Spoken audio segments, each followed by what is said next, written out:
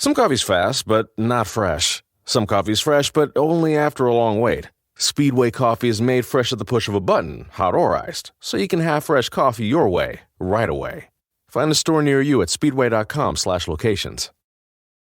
Gearheads know that some projects need so many parts, it feels like you need a whole storage unit just to store them. That's what eBay Motors' 122 million parts are for. Think of it as your virtual parts garage. They've always got the right fitment at the right prices. Use the eBay Motors app or visit ebaymotors.com. Let's ride.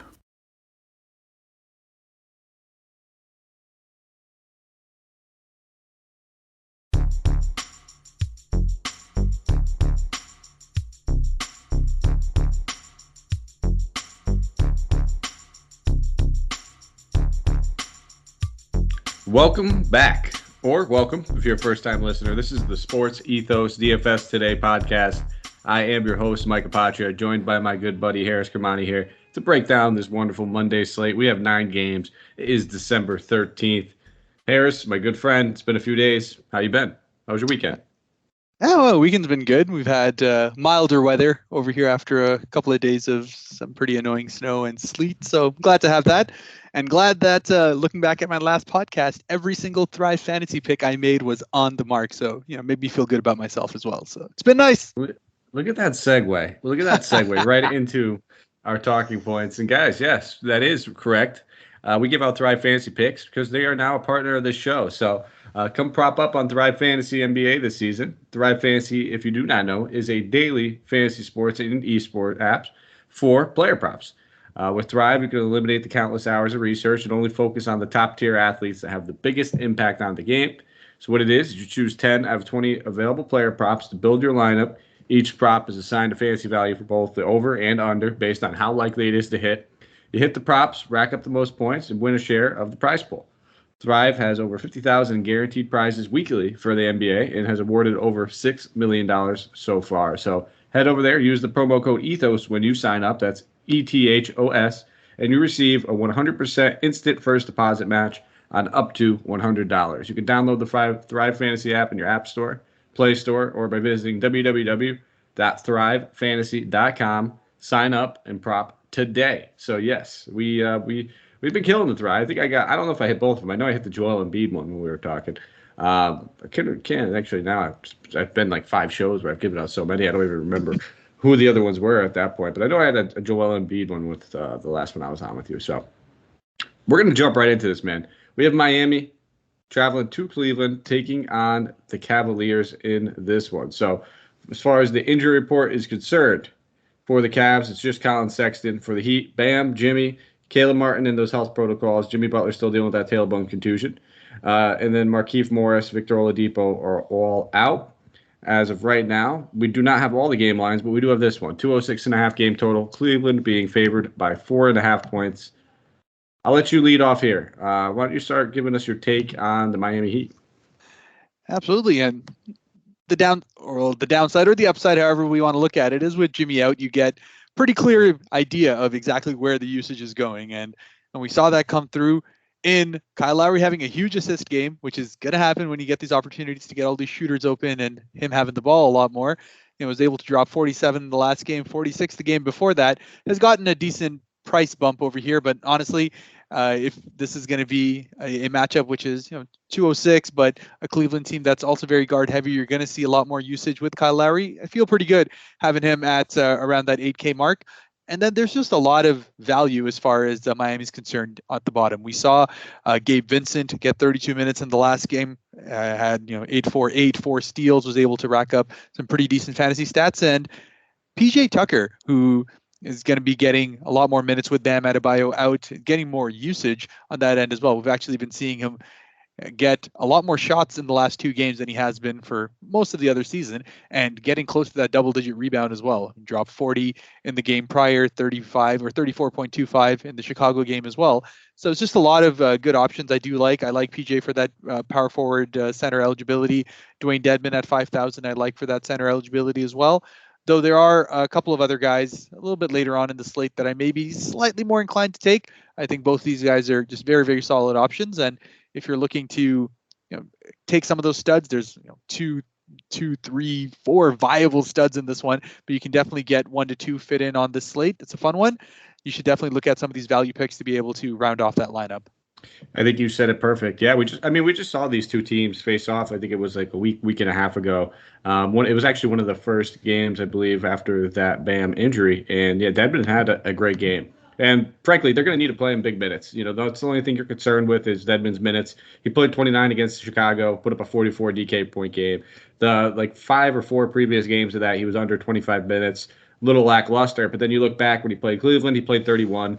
Due to that double big lineup, double, put up a couple steals and blocks, ended up turning out almost 40 DK points. So I definitely have some interest in Deadman. Kyle Lowry, you said it perfectly. The usage is up. The assist ratio is up. Everything's up with him right now with all the injuries and the news. And he's going to continue to just have the ball in his hands pretty much the entire game. We saw Gabe Vincent draw the start in that last one. Could very well draw another start with no Caleb Martin. So 4,200. There's worse options you can look at. He played 31 minutes. He's never going to be a high usage guy, but he's very active. Gets the assists, churns out a few steals when he gets the minutes. So 42, there's worse you can do. So those are the 3 main options I'd be looking at. It would be Gabe, it would be Deadman, and it would be Kyle Lowry. But frankly, this entire starting unit's probably going to be in play for me. Even if you want to look at Tyler Hero at 72, I think there's a couple other options I prefer. Duncan coming off of a massive game. Don't really like chasing shooters. He was 9-13 that game, but that's probably it. It's probably going to be those main 3 plays, and I wouldn't argue with anybody else. On the Cleveland side of the ball, definitely a lot to like over here. You said it right. There is a lot of studs that we could choose right here. And Darius Garland has been hot. At 8,200, I'm going to ask you right off the rip before I give my take. Who do you prefer, Garland or Lowry?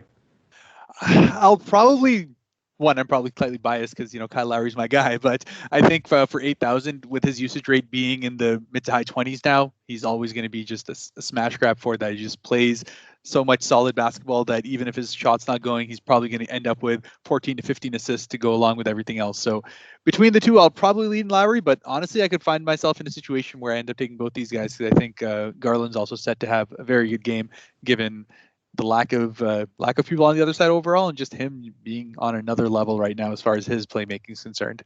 Yeah, I'm probably right there with you. I like Garland. I like him on those smaller slates, though. On the bigger slates, there's a lot of options. He's starting to get priced up a little bit. And now, I'm not trying to talk you off Darius Garland. That's not what I'm trying to do. If you're interested in playing him, he's got all the merit and the reasoning on why.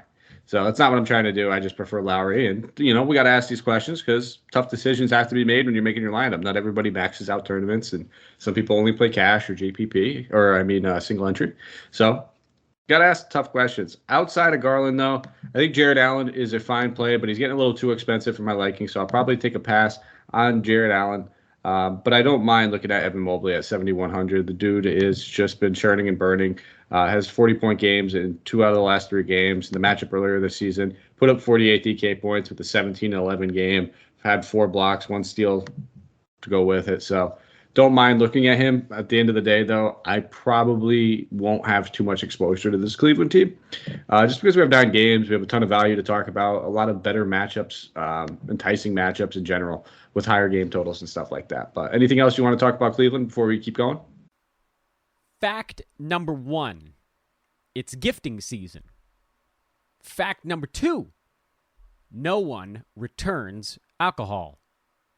So this year, get everyone on your list the gift of beer, wine, and spirits delivered with Drizzly in under 60 minutes. 60, you heard that right. Right now, Drizzly is giving every new customer $5 off their first order.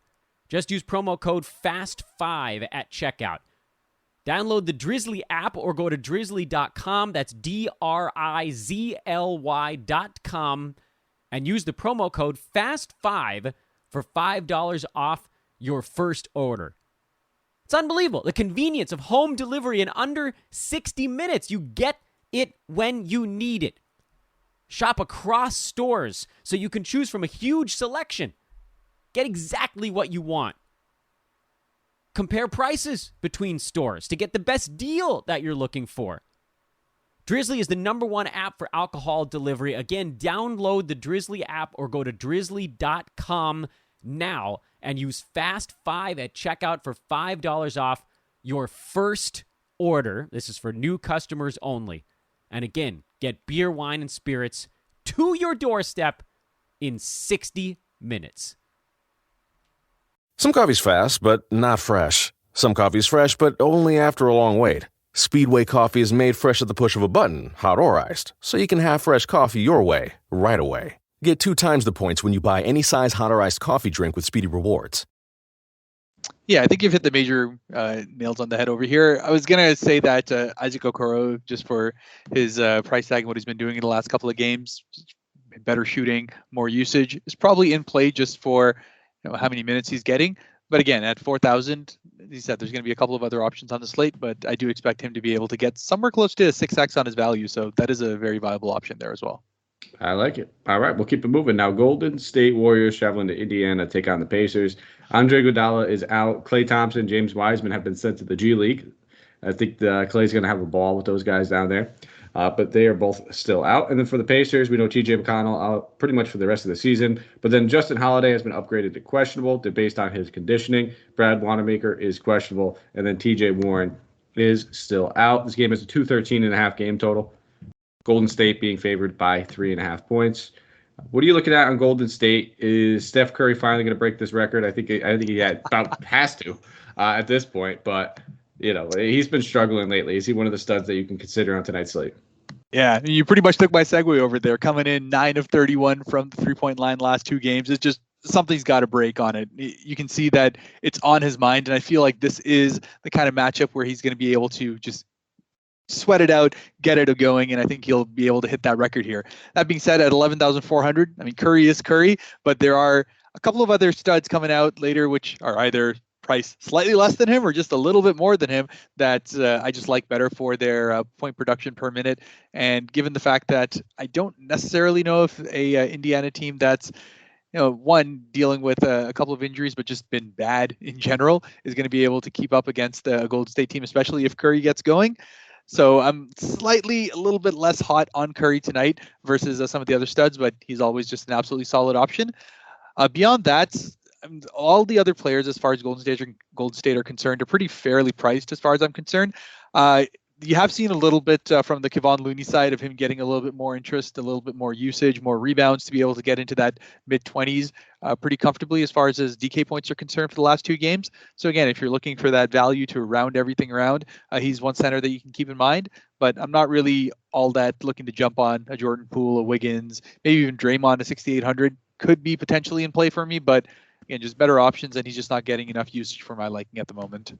Right there with you. I don't think I'll be playing really anybody from Golden State. The one guy that kind of piqued my interest was Poole, ever so slightly.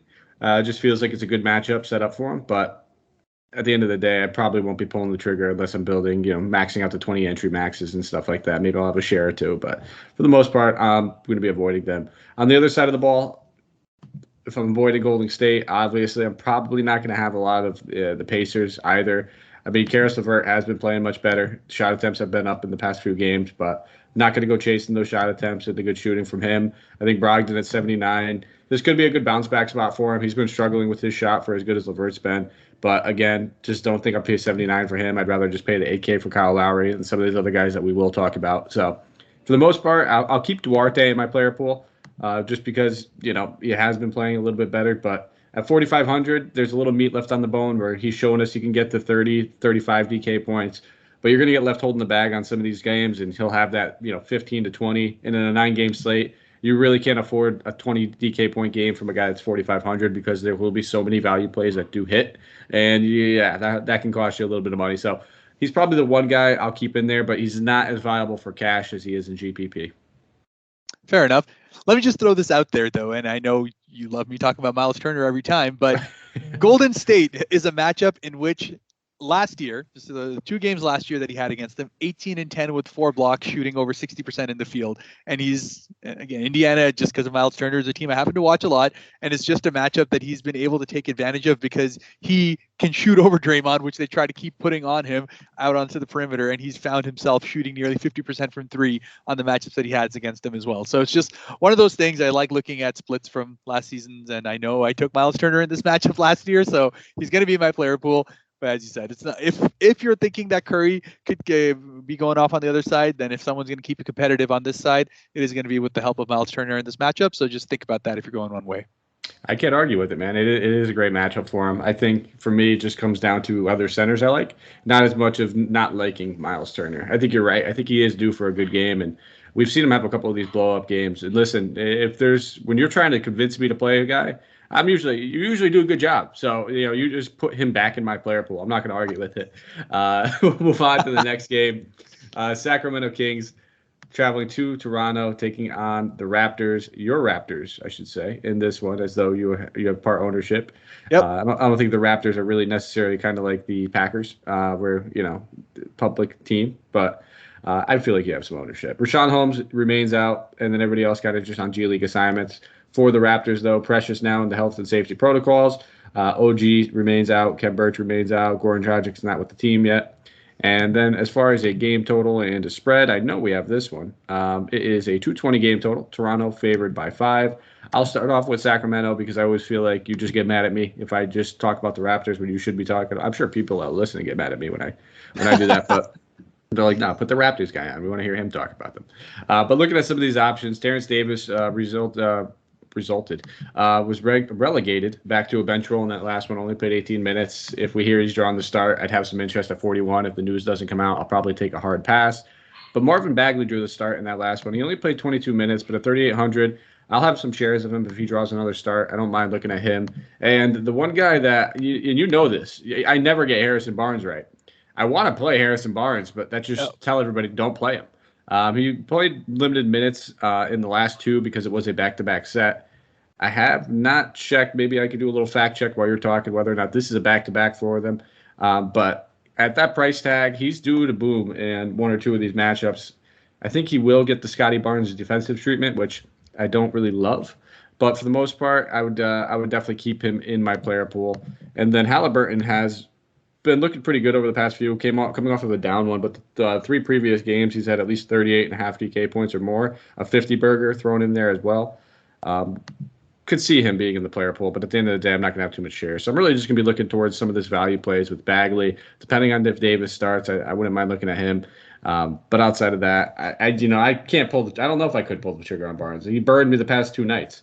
Well, I didn't play him on the second half of the back-to-back, but front half, he completely burned me. What are you looking at here on the Sacramento team? And while you're doing that, I'm just going to go fact check myself and make sure they are not on the back-to-back. Yeah, well, I mean, I can help you out with that. They're not on a back-to-back. They played on Saturday, and they're not playing on the Sunday. So we do get them on the day off today going into the Monday since, we are doing this on a Sunday. So Harrison Barnes at 5,100 is definitely in my player pool. One, I like his price tag altogether. I've liked it throughout the season when he's been getting his burn. He's going to get a shot attempts as he gets his legs under him.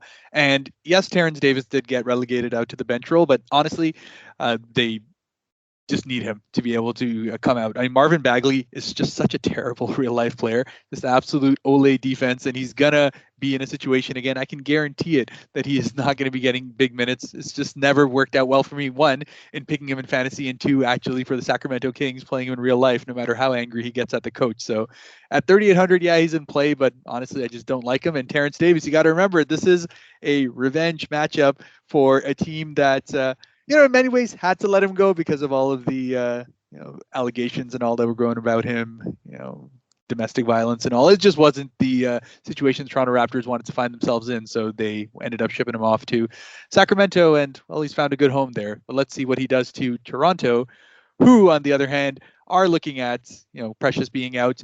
I'm excited that Chris Boucher is going to likely draw another start. I don't like Chris Boucher in real life, but in fantasy, he's just an absolute monster as soon as he gets into those mid-20s. And really, it all comes down to whether he keeps himself out of foul trouble. That's all that's keeping him away from 30 minutes. So, spoiler alert, he's my favorite value play on the slate. And at 4,300, I think he has the capability to be able to put up a 40-plus night on a Sacramento team that is going to have trouble with him as he stretches out the floor. He's going to be able to get somewhere close to 8 to 9 rebounds. So as long as he's getting those double-digit scoring nights, he's probably going to rack up a couple of blocks with that. So he's just a great guy to be able to have in fantasy because the rest of them are pretty fairly priced for what they are.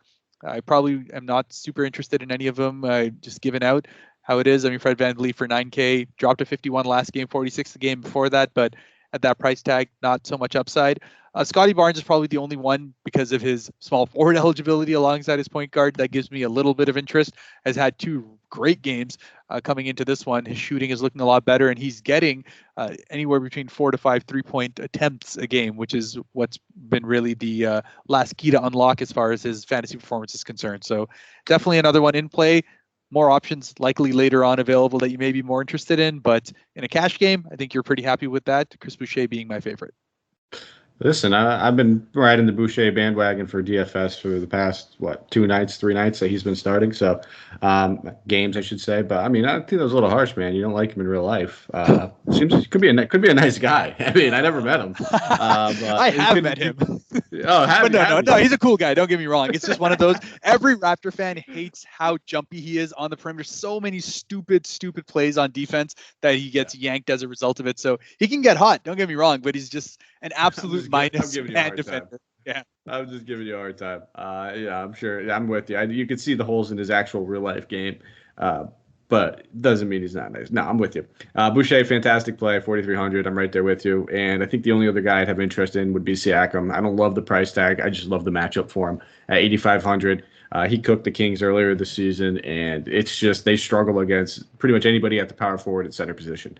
That may start to change a little bit with Harris and Barnes being back, but at the same time, I don't see it changing. And this kind of does, now that we're kind of thinking it out loud, does feel like it's going to be a Terence Davis matchup where if he does start. So I'm slowly starting to think he might start while Bagley gets relegated back to the bench, but something to keep an eye on. On to the next game, Milwaukee Bucks traveling to Boston, taking on the Celtics here. Looking at the injury report for the Celtics, we have Bruno Fernando out. And then Marcus Smart is probable. Josh Richardson remains out in the health and safety protocols. We have no injury report for the Bucks as they played earlier today. And then as far as a game total, it's 218.5 with the Celtics being favored by 2. A little shocking with that one on that line. The Celtics have been playing some pretty decent ball, but looking at this one, we'll start off at the top, with the Bucks. Giannis coming in at 11-6, coming off of an absolutely monster game against Houston. Hope you guys played him. Up-paced matchup for Giannis is always a good thing. So I do have some interest in Giannis. I think at the end of the day, I'm always just going to, just prefer the safeness with Jokic. But splitting hairs between these two, Giannis has played well against this Boston team in the past, especially with no Jalen Brown. I'm sorry. Jalen Brown's off the injury report. So, yeah, maybe we just lean more Jokic now. So that's probably it. I don't have a ton of interest. I think all these guys are probably priced appropriately. Looking at Holiday, again, I just keep deferring back to a guy like Kyle Lowry, and I just prefer Kyle Lowry over him ever so slightly. So I don't see myself falling on him. I haven't played much of Chris Middleton all season long. Bobby Portis continues to be an absolute stud. Don't get me wrong, at 7,200. Could easily turn out a good game, but he's going to have a tough matchup looking at the interior. So it's probably just going to be Giannis for me that I'll keep in my player pool, but I still think I prefer Jokic later on. When it's all said and done, it might just come down to eligibility. Yeah, fair enough. And you referencing that line makes me think about the fact that maybe because it's a back-to-back, perhaps they know something again, where last time around we saw I was wrong about the Giannis in Toronto thing. It didn't matter. He was out on that back-to-back and they rested him. So I wonder if they decide to do something similar along those lines, and maybe the bookies know something that we don't. So something to definitely keep in mind just in case. And if that happens, then obviously players like Chris Middleton and those guys become a lot more of interest. But as far as that's concerned, I'm totally on board with you that it's really only Giannis that I'd be interested in. As far as the Boston side's concerned as well, really, it's the same thing. I mean, Jalen Brown coming back takes away a lot of usage from everyone else, and because of the guys that have been performing well, their prices are up. So it's just really been, something of the fact that I was thinking about whether Marcus Smart would be out, but we know that now he's probable despite his illness. So that kind of takes Dennis Schroeder out of it for me as well. So really no supreme interest. I mean, I always hope that Robert Williams will get back to his 28 to 30 minutes and then I'll be able to take him every night. But at this moment, I just can't trust anyone at these price tags. I'll keep Horford in my player pool just because any tight matchup, they always use him more. They always need him more in these kind of situations. And, he's probably going to be pretty good for his 6,600 for a cash 5X, but nothing really of interest as far as upside is concerned. I am right there with you. I will not be playing anybody on the Celtics. Just that simple. Everyone's too expensive for me. We're not playing Schroeder if Jalen Brown's back, and then Robert Williams. We need those minutes from him. So we'll move on. Keep an eye on the Giannis news. That spread just doesn't sound right as we are recording this the night before. Usually I figured that Milwaukee would be favored in this one, but next game should be an exciting fantasy-friendly game. Houston Rockets traveling to Atlanta. They are taking on the Hawks, expecting this one to be just a run-and-gun type game, but Bogdan Bogdanovic, Solomon Hill, DeAndre Hunter, Skylar Mays, Onyeka Okongwu all ruled out. Two of those guys in the G League. Onyeka on assignment in the G League, which is always good to see, coming off of a shoulder surgery. And then for the Rockets, we have Usman Garuba in the G League, and then Jalen Green, Daniel House, Kevin Porter Jr. all remain out. So we should I don't know why they started DJ Augustine in that last game. It threw me through a loop with my lineups at the last minute. I ended up playing a share or two of them, but I think I even said it in our Discord. This isn't a good idea. I was in a 20 entry max that night, so I figured I'd get a couple shares, but it was not a good idea. There you go. We have 226 game total. Atlanta being favored by a whopping 12 points. So I'll pass it over to you. Why don't you talk about Houston first? Yeah, and as you said, it's a huge matchup as far as potential fantasy options here. Armani Brooks remains my favorite of all of these guys. At 4,800, he's just been absolutely rock solid, not only in minutes, but in shot attempts for the last 3 games now. It's had double digit in each of those, has been 30 plus in each of those games. And even though his price tag has risen slightly over to his 4,800 now, I'm still very, very happy to be able to go ahead and play him. And I also really like Sengun in this matchup over here. He's just going to get more opportunities against a team that's going to be that little bit bigger. They're going to require his playmaking, his capability to just be that body to be thrown out there. And his price tag has also gone up a little bit on the back of a great game that he had in the last one going up against the Grizzlies. But really, it just comes down to minutes for him. He got 23 in that game. Honestly, if he can get 23 again, he could easily drop that same 38 DK points that he did in that one. He just has that kind of fantasy-friendly game. So those are the two major guys. Honestly, the rest of the starting lineup, other than Christian Woods, is definitely in play just because of the high pace of this matchup. It's probably going to be the highest game total of the night. I know we haven't got it for every single game, but 226 is going to be hard to beat. So that brings Jae'Sean Tate into play. It brings Eric Gordon into play. It brings Garrison Matthews into play just because of their price tags and their capability to be able to get hot. And Jae'Sean Tate has the kind of game that is able to rack up fantasy stats just from all the ancillary stuff that he does. So all these guys are definitely in play. You're going to be in a pick your poison situation, but Armani Brooks and Sengun are at the cream of that crop for me. Yep, I can't argue anymore. I think if this game does, it really depends on your build. If you build it to stay close, then I think Eric Gordon comes into play at 5,300. I like when he's starting at point guard, though. That's the difference. If they decide, and they very well might go with that double big annoying lineup where they actually start these and alongside of Wood, which it makes no sense how Sengun's not starting for this team at this point. He's easily been one of the Rockets' best players all season long, even in limited minutes, but I like Sengun regardless. If there's a blowout scenario, he'd mostly be a GPP play just because he's very close to Deadman's price, who I just feel a little safer with knowing that they're going against that double big matchup. But I think Sengun and Brooks is almost actually getting a little bit priced out of my liking. But regardless, he's 10 times better than DJ Augustine. As long as he's playing 30 minutes, whether it's starting, coming off the bench, and blowout time, he's in play. So those are the two guys I'm looking at for the most part, and I wouldn't mind Eric Gordon if that's how you're game scripting it. On the other side of the ball, there's a lot to like here, but again, it's all about how you're game scripting it. If you game script this game and you think it might get out of hand, your tune might change a little bit. Trey Young coming in at 10-3, this is a smash spot for Trey Young. It's a smash spot for Capella. Both these guys should have monster games, but if the game gets out of hand, Capella might only play 28 minutes, 25 minutes. If the game gets out of hand, we might see only 29 or 30 from Trey Young. Now, they could still do damage in those minutes, but it's with 9 games on, other guys to spend up on, is it worth the risk? And that's just what you have to evaluate to yourself. And for me, I don't think it is. I think there's other spots I'd rather go to. But normally this is a matchup where I would say every single player is in play. They all get bumps. But it's just going to be a challenge with, how well the Hawks have been playing. Are they going to be able to keep up with them? I mean, the Hawks have dropped basically 120 points in 2 out of the last 3 games. So they should just be running and gunning, and this could equal high fantasy points. It's just a little bit of a challenge.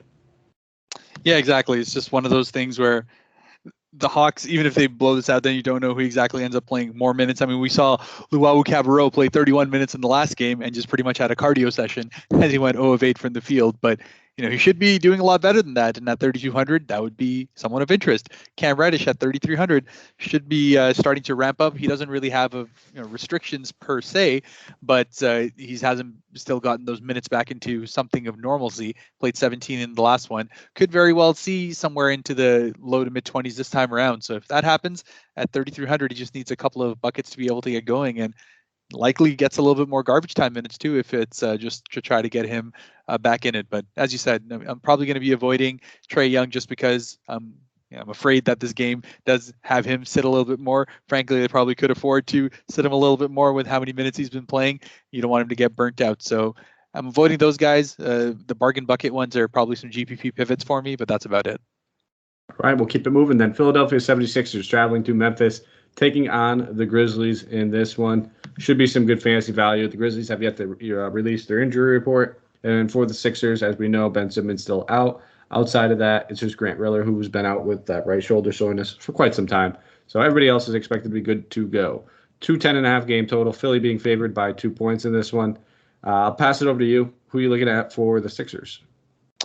Yeah, and for the Sixers, see, this is where it comes down to that stud that I feel comfortable with. We already spoke about Jokic coming in a little bit after, who's just excellent. We know Giannis is a monster as well, but Joel Embiid in this matchup, where I actually expected to stay close. Memphis is always a pesky team at home, but they're likely going to be lacking in size. We know that Steven Adams is doubtful. We'll wait to confirm that he's out or not, but Joel Embiid is just going to be absolutely feasting in this matchup over here. And at 11K, I'm happy to be able to have him as one of my studs to be able to have that kind of matchup in a -2 situation as far as the spread's concerned. So he's definitely my big guy over here. And hey, we saw Matisse Thybulle start in the last game, so that got me very excited. Yes, he didn't have a massive DK point night, but at 3,100, if he's playing 34 minutes, I am down. I am going to be taking him just because it's one of those things. It's like you got to do it. You got to stay on brand. But at 3,100, I love that price tag if he's just getting the minutes. So if he's starting again,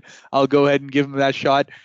He just needs to take a couple more shots. He hit 2 of 3 as far as threes are concerned, 2 of 5 from the field. Just get him to that 8-shot mark that he's good at, and you're going to get a mid-20 to close to 30 night from him. So Matisse is my guy, but beyond that, it's just too many guys that are pretty fairly priced. Seth Curry's always interesting to me and in play, but he's been not shooting as many threes as I like. I don't understand why he's not chucking more, but he only went 0 of 3 in the last game. It really should be somewhere close to 8 to 9 attempts a game. So if he can get to that, I'd be feeling better as far as his price tag is concerned. But the rest of the fairly priced guys, I'm just going to end up avoiding in this game. Yeah, you'd play Matisse Thybulle if he was playing 12 minutes a night, man. Yes. Don't lie to us. No, I don't. I honestly, I don't have too much interest. I know Embiid should be in a smash spot. But again, that security blanket of Jokic, maybe Embiid as the pivot off of Jokic. There's a couple other centers that we're going to talk about where at the end of the day, we're just going to have to make some decisions. We can't play all these centers. And, that might be where I kind of just draw the line because we're going to go to a guy on the other side of the ball who is a fantastic value play and has center eligibility as well. And that is Xavier Tillman. I'm expecting him to start. I'm expecting him to play some decent minutes at 3,400. I definitely have some interest in him. We're going to have to keep an eye on Jaren Jackson Jr., who missed that last game due to knee soreness. They could always go with Triple J at the center and then start Kyle Anderson. I doubt they want to do that, knowing that Joel Embiid will probably get Jaren Jackson Jr. into foul trouble awfully quickly. So I don't expect him to do that. What I do expect him to do is start Tillman, and at 3,400, he makes for a pretty fantastic value play. Outside of Tillman, I don't think I'll be going too crazy over here. I think I'll just take my value and run with it. But if you wanted to look at some of these other pieces in that 6K range, your Desmond Baines, Tyus Jones, Dillon Brooks, I'm pretty much done with the Anthony Melton for quite some time. If you can't have a good game against Houston, I don't care if he played 18 minutes. We've seen DeAnthony Melton crush people in 18 minutes before. But if you can't have a good game against Houston, I don't know when I could trust you. And at 4,700, too expensive. I need that price tag to come down a little bit. So just keep an eye on what centers are actually available. We already know Brandon Clark has been ruled out. Steven Adams, you said it, is better half a doubtful. So Tillman at 3,400, he's probably my main play over here. Yep, Tillman was my main circled one here, and then just waiting on the Jaren Jackson news as well, because if that ends up happening, then perhaps I'll have a little bit more interest in the Desmond Bain / Dillon Brooks situation, because they're probably going to be shooting 20 shots combined between each of them. So it's just going to be a chuck fest for them to be able to put up, and at 6,000-ish, they could easily hit that value even if they're hitting 40% of those shots. So something to keep in mind. But beyond that, yeah, Xavier Tillman.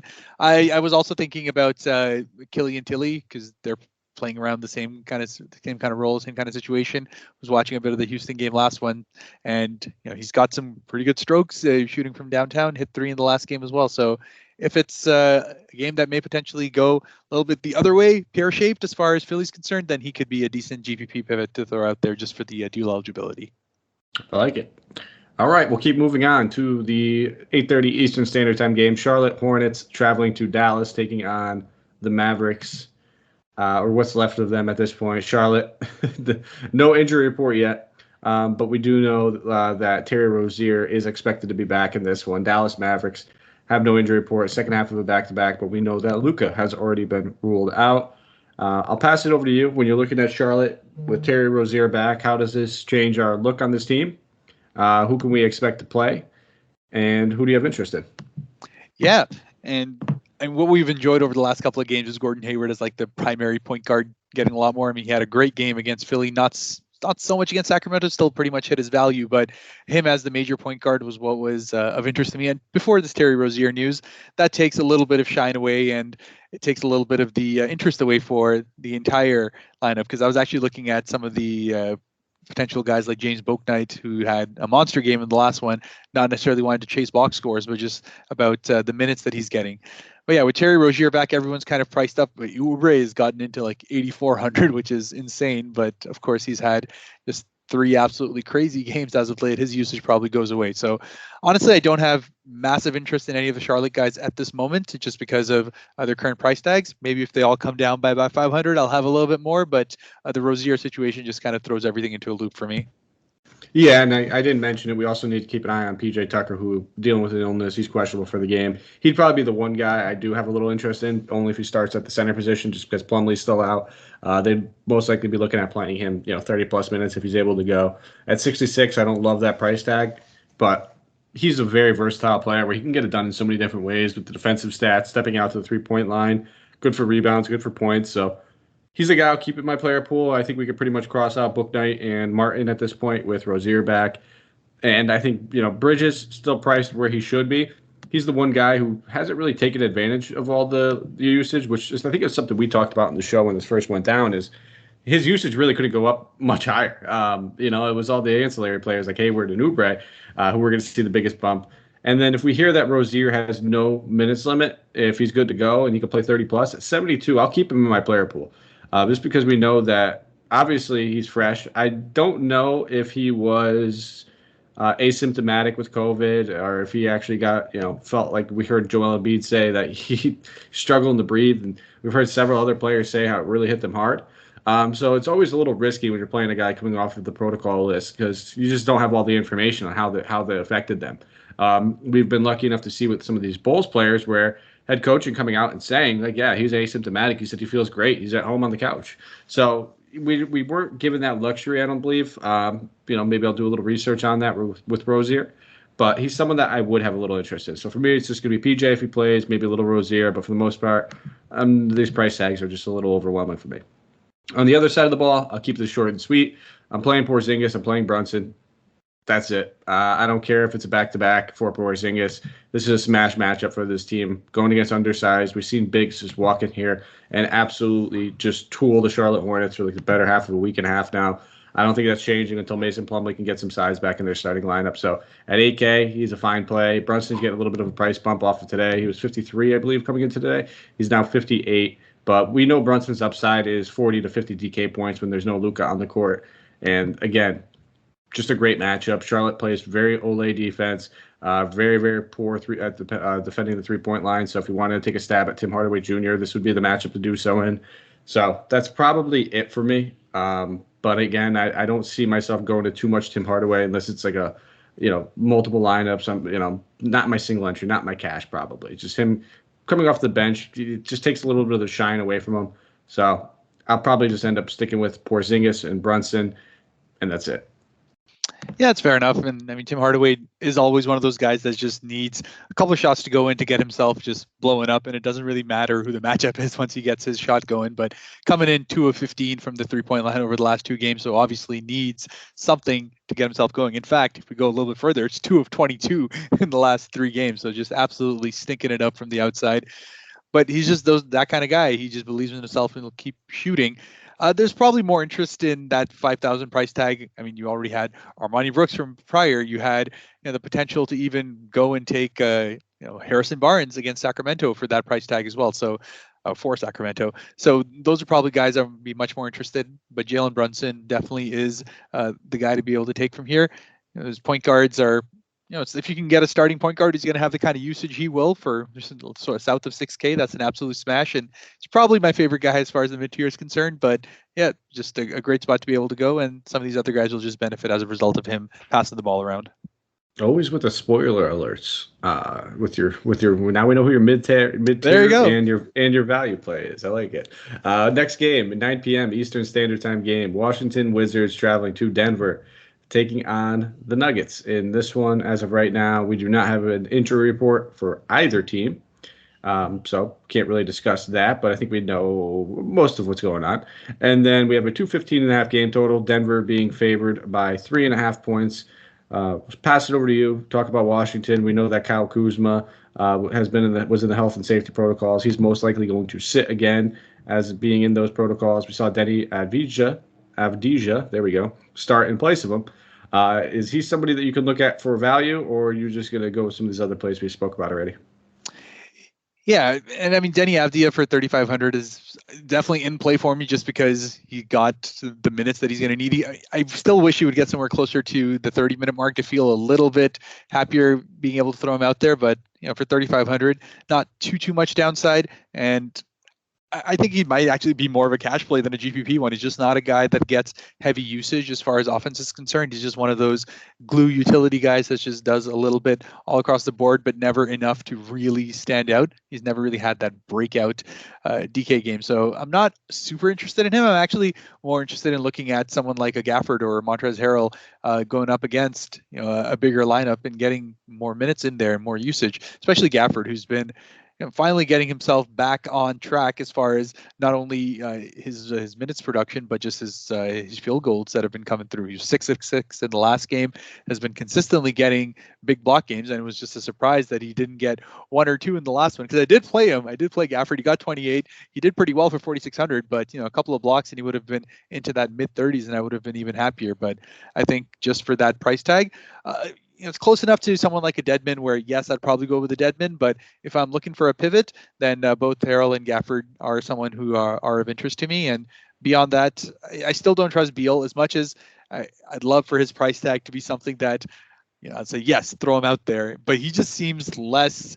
I don't want to say he's getting the shots up, but he just seems less engaged altogether. It's just, I don't know. It's been a weird season of watching Bradley Beal. My brother's a big Washington fan, so by extension, I end up watching a lot of Washington games, and just Beal is looked off. I don't like him for his price tag, even though he should be a good one. But yeah, by and large, that's who I'm staying with. Yeah, I mean, I think the big red flag is when he basically came out and said what was like a week or two ago that he would not commit to the franchise long term and sign an extension. So I think he is a little disinterested just in general. I mean, if you told me at the beginning of the season we got Bradley Beal at 8,400, I wouldn't care about the matchup. I wouldn't care about anything. I'd be locking him in. But right now, until I see that get-right game of a stretch of 2 games that he puts up decent points, and at that point his price tag will probably increase closer to that 9K mark again, I'm just not going to have any interest. And I don't mind taking a look at Avdija, but that last game was an absolute blowout going against Utah. There's a decent chance he could have played a couple more minutes. Davis Bertans is the other guy that they basically chopped at the minutes at power forward and said split him right down the middle to these 2 guys. And I think Avdija would be the better matchup with Aaron Gordon. But we have to just see. He's not risky at 3,500, but again, you said it right. He's probably a better cash play. I don't know exactly what his ceiling would be, but if he can get you 25 to 28, you take that at 35. On the other side of the ball, Jiggly Jokic, obviously, talk of the town. Yeah, there's not much with that. We don't need to sit here and harp on Jokic too much.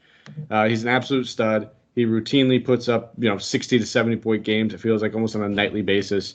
at 12K, you could pay for him. There's not ever going to be an argument when it comes to Jokic. I'll probably play for him. I mentioned him and Giannis being my two top studs. If Giannis doesn't play, it would make my life easier with Jokic, but it depends on your build. If you wanted to play two of these centers and then still spend up on another position, you might be leaning more towards Giannis, which I'm going to have a couple lineups with both. Just doing it like that, spending up on Deadman and one of these other centers that we talked about, and then playing Giannis at one of the forward positions. So, again, all about the build, and that's probably all I'm really going to be looking at on this side of the ball. Campazzo played good minutes in that last one. He's got a good floor at 3,800. If we see that Will Barton needs another day off, then sure, he comes into play. He's questionable as of right now, but other than that, I'll probably just leave it at those two guys. Yeah, I think you pretty much hit the nail on the head. I'm waiting for the Barton news as well before committing even a little bit to between Campazzo and Bones Highland. Both those guys have a pretty decent floor as long as Barton's out for their price tags. But again, probably more of a cash play rather than massive GPP bumps, because they're just not the kind of guys that would take away usage from a guy like Jokic, who's probably going to drop another 70 if you get this kind of game. So yeah, you talked about it, favorite stud. For me, it's between Jokic and Embiid, and I'll probably still be playing Deadman as my other center. So depending on the build, I'll be taking one or the other of those. All right, final game of the night, 10:30 Eastern Standard Time game. Phoenix Suns traveling to LA, taking on the Clippers here. There is no injury report at the moment. And then for a game total, we are looking at a solid 213, with Phoenix being favored by 2 points as of right now. Devin Booker and Ayton are both questionable for this, even though we don't have the injury report. It just popped up on Twitter not too long ago that they are questionable. Abdul Nader has been ruled out. So we just have to keep an eye on that news. Obviously, they'd love these two guys back. I think Devin Booker was seen at practice, putting up shots and looking pretty comfortable, hamstring. But that's also just putting up shots in practice. It's not sprinting a full game for 40 minutes. Either way, if he plays, I'm not playing him.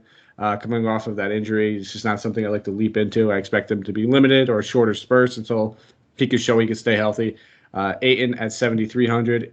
There's a story where he showed up to practice saying, "I want a practice coach," and they're like, "Nah, dude, you're sick. Get out of here." So he still looked under the weather. It's a non-COVID related illness. So at 7,300, so many centers that we've already talked about on this slate that I'd probably rather play. But maybe if you're doing one of those later slates, if he shoots up, I'd have a little interest. But from what it sounded like, the cold was kind of kicking his ass. So maybe it's best to stay away. Only real options I'd be looking at would be these $4,500 and $4,600 price tag players, which is Cam Johnson and Jay Crowder. I think I prefer Crowder. Just shows a little higher upside most nights. At 4,500, I think he's a rock solid value play.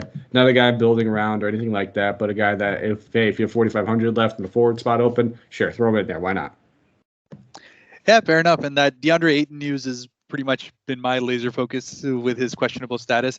I mean, he's never been a great guy to be able to play through a lot of these questionable ones. So if that happens and he sits out, JaVale McGee once again becomes the guy to be able to throw out there. We had an absolute monster game against Boston, even though it was a blowout. But as long as he's playing somewhere close to 20 minutes, he's going to give you just monster DK points. He would be the guy I would actually pick over Deadman if DeAndre Ayton was out. And in the starts that he's had this season, he's averaging like 13 and 9 with a block and a half as well. So just an absolute lock as far as I'm concerned is for his minutes and his production, as long as that situation's up. But beyond that, that 4K roulette continues to be a spot that you can get value most nights between Cam Johnson, Jay Crowder, even Campaign. All those guys have pretty much safe floors and ceilings that are going to be in the mid to high 20s. So you can usually get them to hit their value. So if nothing else works, it's like, all right, let's just go plug these guys in, which is kind of how it's been for me and how it's probably going to be for you if you decide to go with one of them as well. On the other side of the ball, we saw Paul George, Batum both miss Saturday's game. Batum dealing with the ankle, as we know, and then Paul George's elbow. So we got to keep an eye on both those statuses. If these guys sit, it's just going to be probably really hard for this Clippers team to stay involved in this game. It's pretty much what we're waiting on for, I guess, most of the injury news for this team. But we saw Terrence Mann play heavy minutes in that last one, played 35 minutes, ended up turning out a 33 DK point game. If this guy's playing 30 or more minutes, regardless of blowout, I think he would still get fairly good run. So I'd have interest in him. And that's probably about it. I'm not going to keep playing Marcus Morris and get burned by that. Him and Jay Crowder at a very similar price tag. Probably prefer Crowder ever so slightly. But I'll keep him in the player pool just for, the giggles. But not really going to end up going there in general. You can look at Kennard at 49. I think there's other better 5K value plays out there. It's just not a team I want to target on the wings, guys that are going to have to go against Cam Johnson and Bridges and all these elite wing defenders. It's just not the right matchup for me to target them. So it's probably just going to end up being Terrence Mann is the only guy that I'm keeping in my player pool when it's all said and done. And I'm glad you brought up McGee because I kind of skirted right over that. And again, it just gives you another reason. If we hear that Ayton's rolled out, you can get good value at center. There's pivots that can be made off of Jokic, I guess, in that kind of case, where you could play a Deadman and a McGee and maybe get 40 out of your 2 value plays at center. That's completely possible. It's on the table, but it's going to be really hard for me to avoid Jokic. Not to get back to that game or anything, but I'm just glad you brought up McGee because I kind of glanced right over that. And I had plenty of shares of him in that last night where he blew up. So I don't know how I didn't mention that when I just talked about Ayton's illness. But what are you looking at over here on the Clippers side of the ball? Yeah, and as far as the Clippers are concerned, I think you've pretty much hit the nail on the head. Terrence Mann's my favorite guy. Again, that small forward eligibility. Just guys that can get off-ball usage and get boards from that position just always end up helping me out as far as their DK points are concerned. Got 33 in the last game, 26 the one before that, getting solidly into the mid-30s as far as his minutes are concerned. So he's definitely in play for me. Reggie Jackson, just from the reality that he's going to be shooting anywhere between 20 to 25 shots if Paul George does end up sitting out, is just going to walk into value being at 5,900. So he's definitely in my player pool. But that being said, at that 6K price tag, again, I keep going back. Harrison Barnes has to have a good game. I just like his price tag better for that 5,100 situation. We know Armani Brooks at 4,800 is another point guard that can be targeted heavily as well, and Jalen Brunson is $100 less than that too. So it's just a lot of great options as far as that mid-tier is concerned that will likely hit value. And on this kind of night, you're probably going to need these guys to go 6x, 7x on their value. So whether Reggie Jackson can potentially do that, he'd need to continue shooting as well as he did in the last game with a couple more assists. So that's what it comes down to. I wouldn't count it against him because that's the only way the Clippers are going to be able to keep this close. And honestly, they've been finding ways of keeping games close. They've won the last. They're kind of sneakily sitting in 4th place in the West, and no one's really talking about it. But it's just not a team that's rolled over, and they keep finding ways to keep fighting. If that's going to happen in this game, it's going to be because Reggie Jackson does it. All right. Well, that rounds out the show. That brings us to our player tier segment. Although we already know about 80% of what Dave's going to say in this, let's break it down regardless. Dave, who's your expensive tier? Don't know who Dave's expensive tier is, but Haaris is Dave. expensive. I'm sorry, Harris. I just got a message from Dave. Actually, that's why I'm sitting here trying to multitask, and clearly I cannot. Harris, who are you looking at in the expensive tier? My fault, man. No worries. Oh, good. Yeah, so we've already spoken about how good Jokic is, and he's probably going to be in most situations, but I'm going to go ahead and pivot off and say Joel Embiid is my favorite guy. One, his 11,000 price tag is just that little bit lesser than Jokic from the 12K, has the same kind of ceiling, to be honest, in a matchup where he can absolutely dominate on the other end, while Memphis, who I still maintain incredibly pesky at home, are not going to get blown out. They find ways to be able to stay in games, which is great for Embiid to be able to keep his minutes total up. If he can get anywhere between that 33 to 35 minute range in this matchup, I easily see him dropping another 60 plus nights. So he's going to be my favorite as far as the expensive tier is concerned. All right. Well, I guess we could just take Jokic right off the board. We'll take Giannis right off the board as well. I already talked about those guys enough. But one guy that we did talk about at that 8K range, which is right on the line, is going to be Kristaps. That'll be my expensive tier guy. 8K, it's a back-to-back. I understand that there's always worries with Kristaps on back-to-backs. But with no Luka in this matchup, I just combined 2 words. But he's in an absolute smash spot going against Charlotte. Up-pace tempo. They absolutely stink when it comes to defending the three-point line. I'm expecting a big game from Porzingis at 8K. Looking at the mid-tier, so 5 to 7.9, who's your play? Yeah, and we'll just stick with your Mavericks for this one as well. Jalen Brunson, just by default from the kind of usage and the way he's done as far as his starting appearances are concerned, is just a smash spot as far as his DK points are concerned. At 5,800, he has the capability, as you said earlier, to drop a 40, 50 DK point night just because he's going to get those kind of shots. He's going to be that involved in the offense. His usage rate's probably going to be in the low 30s. So just a great spot to be able to go ahead and get him. He's probably going to be pretty highly owned. So maybe you do want to make that pivot and take Reggie Jackson instead. But Brunson would be my favorite as far as the mid-tier is concerned. I'll go with Mr. Dwayne Deadman at 5K. We've spoke about him ad nausea, I think, on this show already. Just an absolutely great spot. They're going to need his size in this matchup going against this double big lineup. So I'll take him at 5K. And if I'm not mistaken, actually, I think they got torched in that game. Yeah, they did, 85 to 111, and he still played 31 minutes. So despite the blowout, I think we can still even look at him. And then the value play. Who are you looking at? Perfect. Well, as I said, if Ayton's out, JaVale McGee becomes the main one. But considering everything else being normal, I would say that Chris Boucher at 4,300 stays as my favorite play. He's going to be getting the starting opportunity yet again. I played really well in the last game. Just needed to stay out of foul trouble to have an even bigger monster night as far as his DK points are concerned. So at 4,300, I could easily see him having the ceiling to be able to have a 40 DK point night in a matchup where Sacramento is going to have trouble defending him on the outside, and Boucher just needs a couple of shots to go in to be able to get the rest of his numbers to make it a big night. All right. I'll probably go with, again, McGee would be a fantastic play, but with in a perfect world, we'll have that news early, but we might not. I'll go with Xavier Tillman. Just another guy. I expect him to draw the start, probably play around 28 minutes at center is what I'm anticipating, and at 3,400.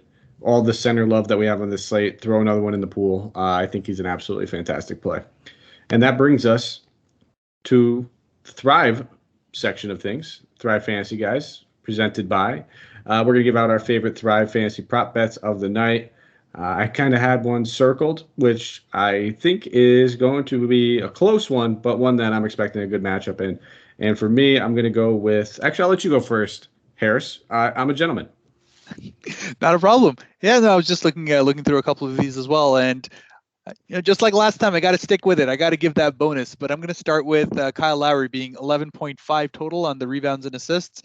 He's definitely going to be over on that. And I mean, he's sitting at 90 points, which is you want one of those situations where some things that you can just go ahead and lock in and expect the rest of it to come through. But my more point of interest where I could see you making a little bit more is the Giannis 18.5 total for his rebounds and assists at over at 105 points. Again, if he sits out, obviously all of this goes to crap and we'll worry about something else. But coming off a monster night, even if he doesn't get the triple doubles as far as his assists are concerned, I easily see him grabbing 12 to 13 boards in this game. So he just needs to put a couple of dimes on there, and then those 105 points as far as Thrive is concerned can be yours for Giannis with his over. Yeah, I wonder, because they have the Luka line still up there, if you just take the under on that and just easily cash, or if they make you pick another one, which I'm pretty sure they do, which is their ice prop, where in case of emergency prop, something happens to a player. So most likely that's what's going to happen with Luka, where it wouldn't even count. But I'll go with the guy that I mentioned earlier in the show, where I didn't like his DK price, but I love the matchup for him. It's going to be Pascal Siakam. The over on 33.5 total points, rebounds, and assists. I think this is a great spot for Siakam. You get that 105 points, so a little bit of an edge in that one. Nothing close to necessarily a sure thing, but I really do like that spot for him. I'm expecting him to come out and have a big game. Obviously, in DFS, I won't have as many shares because of all the other forwards that we did speak about with Boucher, with Porzingis, where I just prefer those guys in DFS terms, but I think it's a great spot to target him as a prop bet. And then if I wanted to look at another one, there's a pretty much easy cash one, which is 6.5 assists for Jokic. I'm taking the over on that. It's only 95 points, so you're not going to break the bank with that one. But it feels like it's any given night. I'll take the over on 6.5 assists with Nikola Jokic. So that brings us home. That is everything. You can find me on Twitter at Mike Apotria, MikeApotria. Harris, let the good people know where they can find you. Absolutely. Well, you can find me jumping much like Boucher on Twitter at HAK_devil for all the tweets from downtown. Yeah, my Twitter's, I wouldn't say it's boring. I always put up something in there outside of basketball related stuff. Oh, Anthony Davis rolled out last minute. I'll have some time to adjust. But you'll mostly just see me kind of tweeting every single injury piece and news related item that I find throughout the day. So I just try to help all of my followers who are sitting there building lineups throughout the day. And also, give us a thumbs up, a 5-star, wherever you are listening. Apple, Stitcher, Spotify, iHeartRadio. We are all over the place. YouTube, you name it, we're there. And wherever you find our show, whether you're a long-time listener, first-time listener, we really do appreciate it if you give us a 5-star thumbs up. It only takes a minute out of your day to put a smile on our faces. So that is all we have for you guys. Thank you for listening. It'll be Santino and Sammy breaking down that Tuesday slate for you guys. As always, take care. Let's go out there and crush some lineups.